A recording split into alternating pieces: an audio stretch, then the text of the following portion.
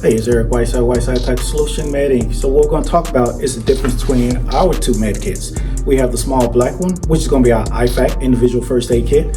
Then we also have our larger one. This one we do 2A community things with firearms. We work with firearms. So this is the one we carry. This is called the AFAK. This is more your advanced. So we have our individual first aid kit, pretty much in the house and around the car. But then if we're going on actual missions, this is what we carry, especially like Pew Party 3 or things of that nature. We're doing standby, we carry the JFAK or the AFAK. Now what we're going to break down each one so you can see what's inside of each one of these. So in our IFAK, this very simple thing what we have. Over here we have our trauma shares. So if there's any type of medical injury, got to get them trauma naked. We have our survival blanket as well. In addition to that, we also have our quick clock. So we have both of these where I click quick clock. We have over here, so you take a look, triangular bandages. We have our masking tape over here. We have our tourniquet along with our marker to write the time down.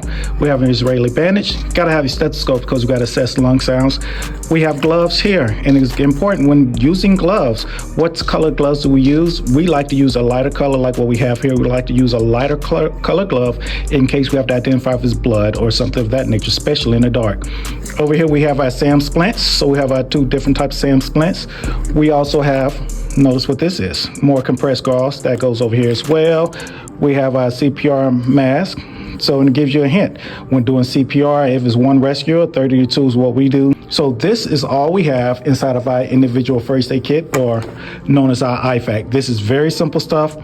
One thing you could include in there would be your Band-Aids, things of that nature, but in ours, we do not have that. I do have one in my car which has Band-Aids, but in this one here that I keep actually on location at work, this is the basic stuff we have here.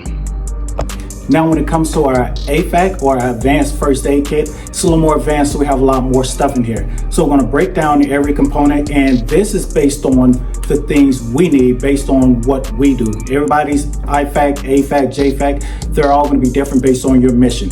Because of our mission, what we do a lot of medical standbys. We have a lot more stuff in this one, in our large one, compared to our simple IFAK. Now what we're going to do is take a look, see what exactly is inside of our JFAK, and you'd be surprised what's all is in there. So looking at our AFAK, what we have is based on mission capability. In the top part, we have our tourniquets as well as some Israeli bandages. We're going to bring it all out so you can take a look. In the second part, this one is more of our airway for advanced maneuvers or advanced techniques we have to use. Then from there, we move on down to more of our basic stuff, all the way down to our trauma shares, things of that nature. So what we're going to do, break down so you can see exactly what's in each one of our compartments.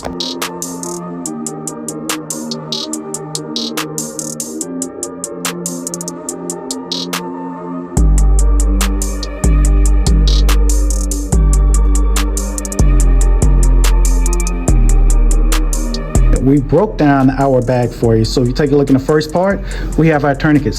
These are just some of our tourniquets. Most of our tourniquets, we have 4 tourniquets that are actually staged. These are the ones that are not staged because again, we want to keep the integrity of the tourniquets, but we do have some that are already staged. In addition to that, we have Israeli bandage. We have some that are already staged and some that are still in their wrap. We have our chest seals. So again, if there's an open chest, if there's what we call seal the box, if there's an injury to the chest and they are dealing what we call pneumothorax, again, that's how we seal the chest. Over here is our bandages. You have your triangular bandages, as you can tell. But in addition to that, you have your SAM splint. So in case we have to splint a fracture, that's where this comes to play. Moving over to our advanced, we have a little more stuff. So again, along with the tourniquets that we have here, we do have wound packing materials. The wound packing materials is in the second area. Again, if there's a massive bleeding, we want to get to our tourniquets first and just stop that massive bleeding. But if we have time, it's a little bit what we call playtime, then we can actually pack the wounds. But if it's massive bleeding, we go straight to the tourniquets. Here, as you can see, we have stuff to pack the wounds. We have our regular gauze, got some 4x4 alcohol wipes. In addition to that, you also have your compressed gauze here, your quick clot there. But if there's an airway problem, we do have ET, or what we call intubation equipment to help them out. So we have a laryngoscopes. We have a Mac right here. So we have a Mac 3 and a Mac 4. We have a Miller 3 and a Miller 4 in case we have to intubate. Over here is all of our ET tubes. Again, if we have to intubate, it's only on adults, it's not on pediatrics, but this is in extreme cases where if we have to actually intubate. And if we do have to intubate, we have to tie him down or tie the tube down. That's where this comes to play. So if you take a look, this is what they have to anchor the ET tube. That's the tube that's in the mouth. So this is what we have in our second compartment. Then lastly over here, we have some basic things. Again, we have more, but I didn't feel like putting it all out, to be honest with you. You have your gloves. You have 2 pairs of shears because, again, if they have to get trauma naked, I need somebody to help me out. We get them naked real quick to actually expose the injury and take care of that. You have your tape.